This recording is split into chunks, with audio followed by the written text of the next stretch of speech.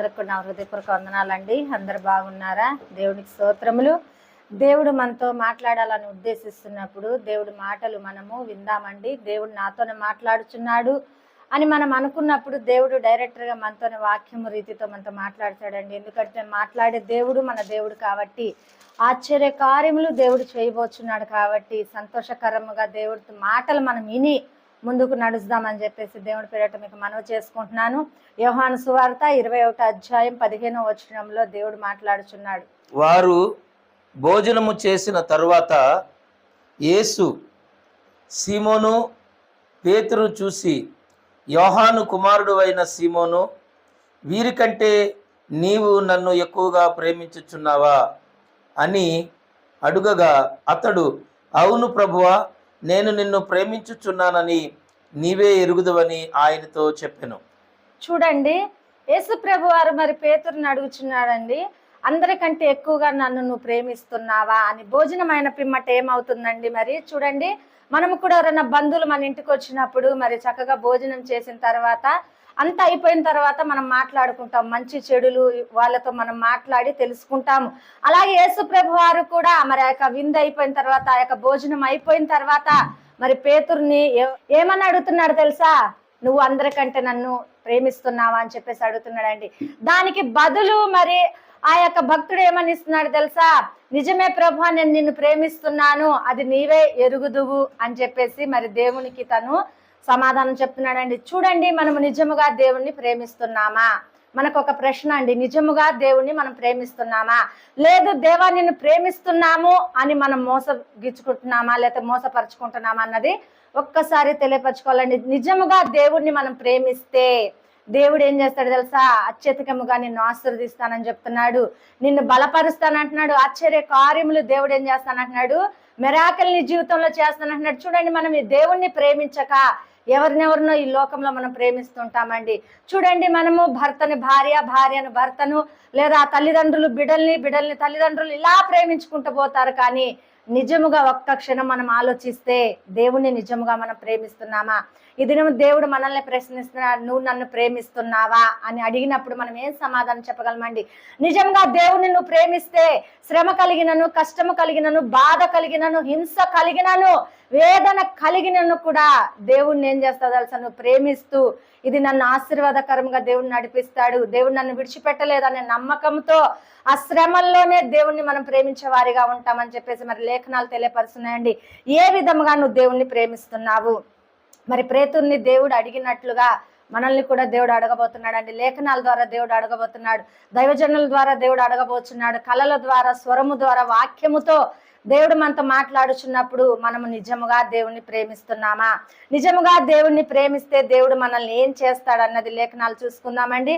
చూడండి, నా జీవితంలో కూడా మరి ఒకానొక దినం ఏమైందంటే, నాకు కూడా ఒక అవకాశమును వచ్చి ఉందండి. నేను దేవుణ్ణి వెరగక ముందు నాకు ఒక అవకాశం వచ్చింది. అది ఎటువంటి అవకాశం అంటే, చూడండి, మరి అమెరికాకు నేను వెళ్ళటానికి అవకాశమును వచ్చింది. అది ఎలా వచ్చి ఉందంటే, నేను ఒక మేడం దగ్గర మరి వర్క్ చేస్తున్నాను. ఆమె పేరు మాలిని దేవి అండి. ఆమె కంప్యూటర్లోనే మరి వర్క్ షేర్లు చేస్తుంది. తన భర్త మరి గ్యాస్ కంపెనీ ఉంది, ఒకటే ఒక కుమారుడు అండి వాళ్ళకి, ఒక్క కుమారుడే. ఆ కుమారుడు అమెరికాలో మరి చదువుకుంటున్నాడు. అయితే ఆ అవకాశము మరి ఆ మేడం ద్వారా వచ్చినప్పుడు మరి నేను వెళ్ళాలనుకున్నప్పుడు కూడా ఏమైందంటే ఆగిపోయి ఉన్నానండి. ఎందు నిమిత్త ప్రకారం ఆగిపోయి ఉన్నానంటే, మరి మా బంధువులు, మరి మా తోడబుట్టిన వారు, మా తల్లిదండ్రులు, మా బావలు కూడా ఏం చేశారంటే, అంత దూరము ప్రయాణము నీకు అది మంచిది కాదమ్మా, మరి దేశం కాని దేశంలో మరి నువ్వు ఎలా ఉంటావు, ఎలా వెళ్తావు అని చెప్పేసి నన్ను ఆపివేస్తున్నారండి. అవకాశమును మరి నాకు దేవుళ్ళ లేకముందే కలిగి ఉంది. మరి దేవుళ్ళ మీరు ఉన్నప్పుడు ఎన్నో అవకాశాలు దేవుడు ఇస్తుంటాడు. నిజంగా నువ్వు దేవుణ్ణి ప్రేమిస్తే అటువంటి అవకాశాలు నీకు కూడా మరి దేవుడు అనుగ్రహిస్తాడు, ఇస్తాడని చెప్పేసి నేను మరి లేఖనాల ద్వారా మరి దేవుడు తెలియపరుస్తున్నప్పుడు ఎంతమందికి అలా అవకాశాలు వచ్చినాయండి. వేరే వేరే కంట్రీలకు వెళ్ళే అవకాశాలు వచ్చి ఉన్నాయా? అక్కడ చదువుకోవటానికి అవకాశాలు వచ్చున్నాయా? అక్కడ జాబ్ చేయటకు నీకు అవకాశం వచ్చున్నదా? అయినా కూడా నువ్వు నిర్లక్ష్యం చేస్తున్నావా?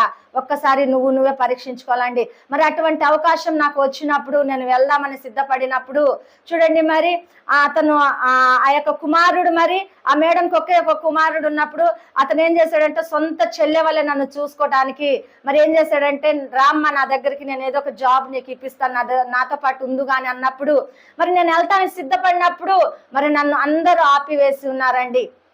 ఆపివేసినప్పుడు నేను ఏం చేశానంటే బాధ కలిగి మరి బాధతో నేను ఉన్నాను. కానీ ఎవరు కూడా నన్ను ఆ పరిస్థితుల్లో ధైర్యపరచలేదు. నువ్వు వెళ్ళమ్మా అని చెప్పేసి నాకు చెప్పలేదు. మరి కంట్రీలో నువ్వు వెళ్ళి ఏం చేస్తావు, అక్కడ నీకు ఏది కూడా తెలియదు, అక్కడ మోసగించబడతావు, లేకపోతే బాధపడతావు, శ్రమ కలుగుతుంది, కష్టము కలుగుతుంది అని చెప్పి ఉన్నారు. కానీ ఒక్కసారి నువ్వు ప్రయత్నం చెయ్యమ్మా అని నన్ను అయితే ఎవరు ధైర్యపరచలేదండి.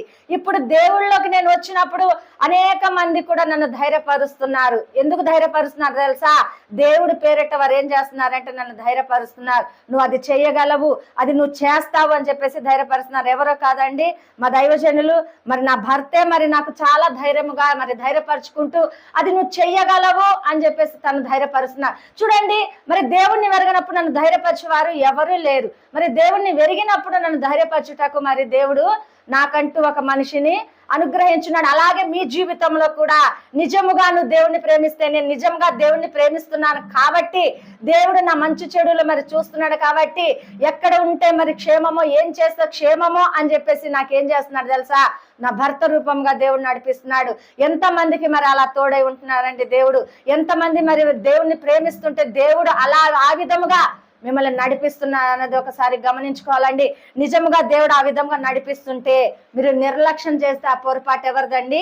మీరేం చెప్పేసి మరి లేఖనాల ద్వారా తెలియపరుస్తున్నప్పుడు మరి పేతుర్ని దేవుడు అడిగినట్లుగా మనల్ని కూడా మరి ఈ దినం దేవుడు అడుగుతున్నాను, నన్ను నిజంగా ప్రేమిస్తున్నావా?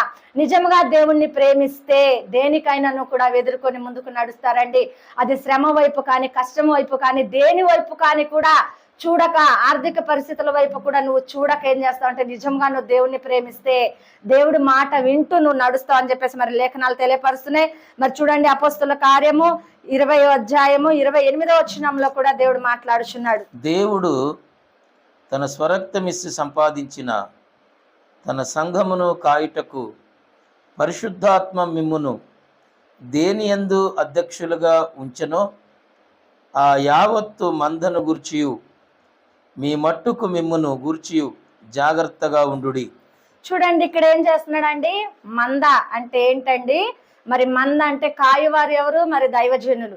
మరి ఆ యొక్క మందను కాచుటకు దేవుడు ఏం చేస్తున్నాడు? వారికి అనుగ్రహిస్తున్నాడు. చూడండి, మనము కూడా దేవుళ్ళకి వస్తే ఒకరు ఎవరైనా మన ఎదుట శ్రమ పడుతున్నా, బాధపడుతున్నా, వారు నష్టాలు పాలవుతున్నా, వారు కష్టాలు పాలవుతున్నా, వారు అప్పుల సమస్యలతో ఉన్నా కూడా మనం అది చూడలేమండి. చూడలేక ఏం చేస్తాం తెలుసా? దేవుడి సన్నిధికి రా, నీ శ్రమలు, నీ కష్టాలన్నీ కూడా తప్పిపోతాయి అని చెప్పేసి మనం చెప్తాం. ఎప్పుడు చెప్తాం తెలుసా? నిజముగా దేవుణ్ణి మనం ప్రేమిస్తే, నిజంగా దేవుని ఆశీర్వాదం మనం పొందుకుంటే, నిజంగా దేవుళ్ళో మనం స్థిరపడితే, దేవుని ఆత్మచేత మనం అభిషేకించబడితే మనం ఇతరులకు చెప్పగలమండి. ఇతరులకు మనం నడిపించగలం. మన ఎదుట ఎవరన్నా అన్యాయపడుతుంటే, ఎవరైనా శ్రమ పడుతుంటే, ఎవరైనా కష్టాలు పడుతుంటే మనం చూడలేమండి. ఎందుకంటే ఆయన ప్రేమ మనలో ఉంది కాబట్టి. చూడండి, మనం ఆయనను ప్రేమిస్తున్నాం కాబట్టి, యేసయ్య మనల్ని ప్రేమిస్తున్నాడు కాబట్టి, ఆ ప్రేమ మనలో ఉన్నది కాబట్టి మనం ఏం చేస్తాం తెలుసా? వారికి ధైర్యము చెప్తాము, దేవుడి దగ్గరికి రమ్మని. మరి వారిని ఏం చేస్తాం తెలుసా? వారి శ్రమల వైపు చూడక, నువ్వు దేవుడి వద్దకు రామ్మా, దేవుడు నీ శ్రమల నుండి, బాధల నుండి, నీ వ్యాధి నుండి విడిపిస్తాడు, నీ కుటుంబంలో నెమ్మది పరుస్తాడు, నీ కుటుంబాన్ని సమాధానం పరుస్తాడని చెప్పేసి మరి ఆ కాచే గొర్రెలను దేవుడు ఏం చేస్తాడు తెలుసా? మన చేతికి అందిస్తున్నప్పుడు మనం ఏం చేస్తామంటే అది మందిరానికి నడిపిస్తాం. మరి ఎంతమంది ఆ విధంగా ఉంటున్నాం? నీ సాక్ష్య రూపంగా నువ్వు తెలియపరుస్తున్నావా? మరి నీ సేవకుల వద్దకు మరి అనేక మందిని నువ్వు తీసుకొస్తున్నావా? దేవుడి సన్నిధికి అనేక మందిని నువ్వు తీసుకొస్తున్నావా అని చెప్పేసి మరి లేఖనాలు తెలియపరుస్తున్నప్పుడు ఎట్టి విధంగా మనం జీవిస్తున్నాము, ఏ విధంగా మనం ఉంటున్నాము, నిజంగా అనేక మందిని తీసుకొచ్చే వారిగా ఉంటున్నామా? నేను, నా భర్త, నా బిడ్డలు పోతే చాలు సన్నిధికి అని చెప్పేసి అనుకుంటున్నామా? లేదండి. మనకు తెలిసిన సువార్త దేవుని రూపంగా మనం ప్రకటిస్తే దేవుడు ఏం చేస్తాడు తెలుసా? ఆశ్చర్యకార్యం మన జీవితంలో చేస్తానని చెప్పేసి చెప్తున్నాడు. ఇబ్రీ పత్రిక 13వ అధ్యాయం 20వ వచనంలో కూడా దేవుడు మాట్లాడుచున్నాడు. గొర్రెల గొప్ప కాపరి అయిన యేసు అను మన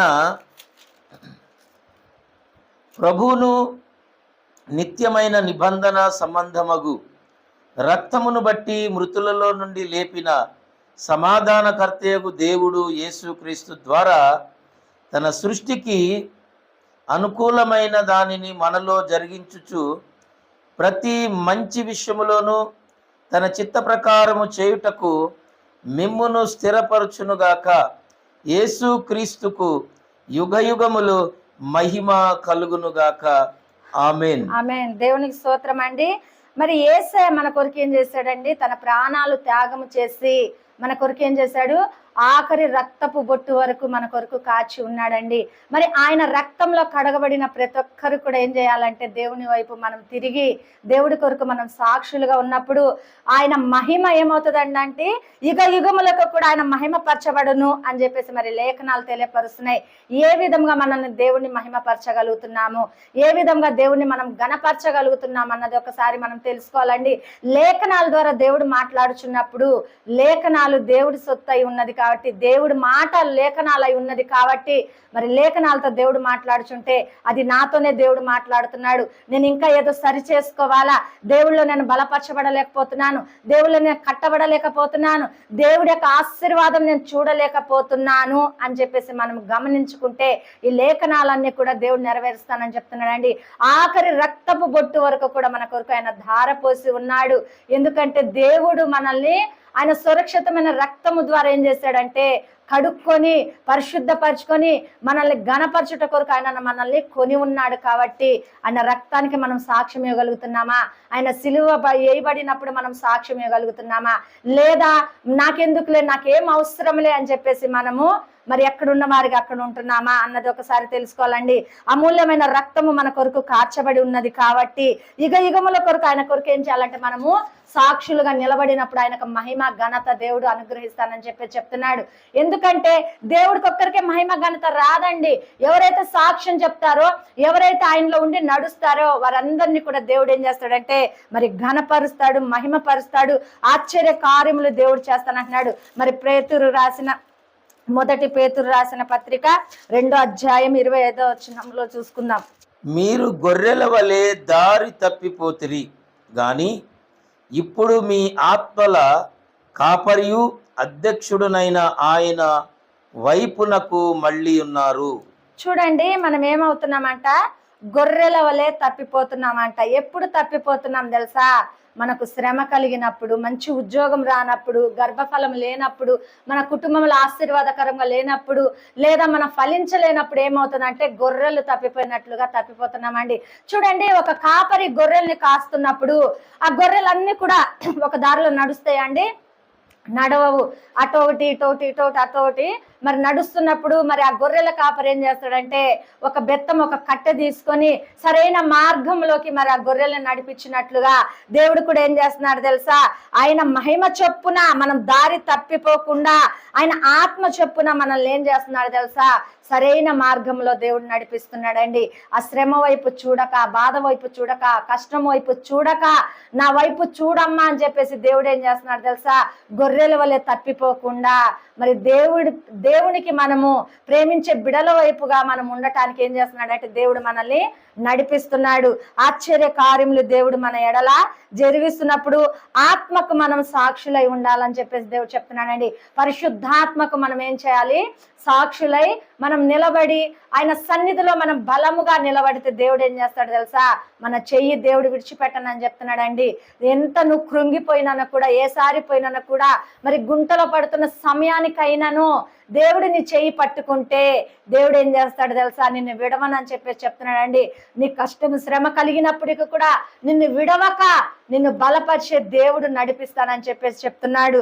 మరి చూడండి, మత్తయి సువార్త 16వ అధ్యాయము మరి 18వ వచనంలో చూసుకుందాం. మరియు నీవు పేతురువు, ఈ బండ మీద నా సంఘమును కట్టుదును, పాతాళ లోక ద్వారములు దాని ఎదుట నిలవనేరవని నేను నీతో చెప్పుచున్నాను. ఇక్కడ ఏమని చెప్తున్నాడండి? పేతురుతో దేవుడు మాట్లాడుచున్నాడు. నీవు పేతురువు, నా బండ మీద నా సంఘమును కట్టెదనని చెప్పేసి చెప్తున్నాడండి దేవుడు. ఎవరి సంఘమును ఎవరు కడతారండి? యేసు ప్రభు వారి సంఘమును ఎవరి మీద కడతానంటున్నాడు?